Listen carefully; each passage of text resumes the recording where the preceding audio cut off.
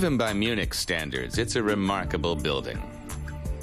This is the new headquarters of aurum, a company that trades in gold and other precious metals. Architect Rainer Freitag decided at an early stage to design the building to resemble a gold ingot.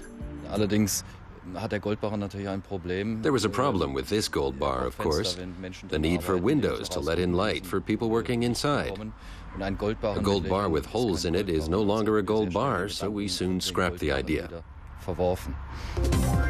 But the idea eventually prevailed and took a year to realize. The building's dimensions above ground translate into a volume of 7,500 cubic meters, roughly equivalent to the total amount of gold ever mined. Rainer Freitag managed to solve the problem of windows by incorporating folding gold-colored shutters. Most of the metal came from recycled old coins.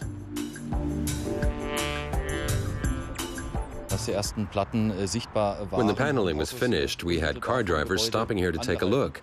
And the drivers behind them didn't honk because they were looking too.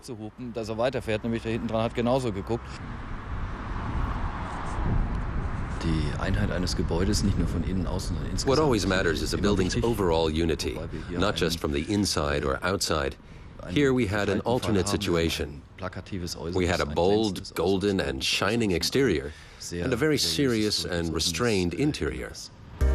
Corporate architecture dates back. In the 1940s, German chemical giant Hoechst had a logo based on one of its buildings. And later, BMW's offices in Munich were designed to evoke a four-cylinder engine. While computer maker Olivetti drew inspiration from its own PC cases.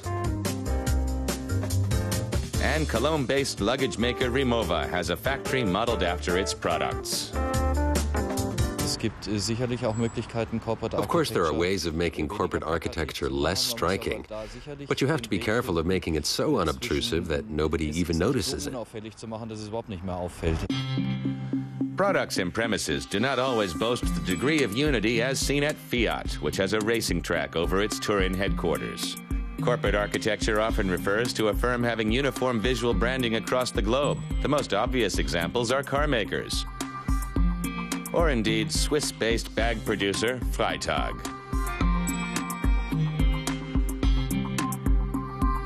We live in an age of fast-moving changes, and where it's important to capture that momentary glance in order to convey a message through corporate architecture. Despite what its appearance might suggest, it was the function of aurum's headquarters and not its form that had priority from the outset. The building had to cover a number of requirements, having an open design for visiting customers while ensuring the security of the precious metals inside. This is a key section of any company that trades in gold, the underground vault.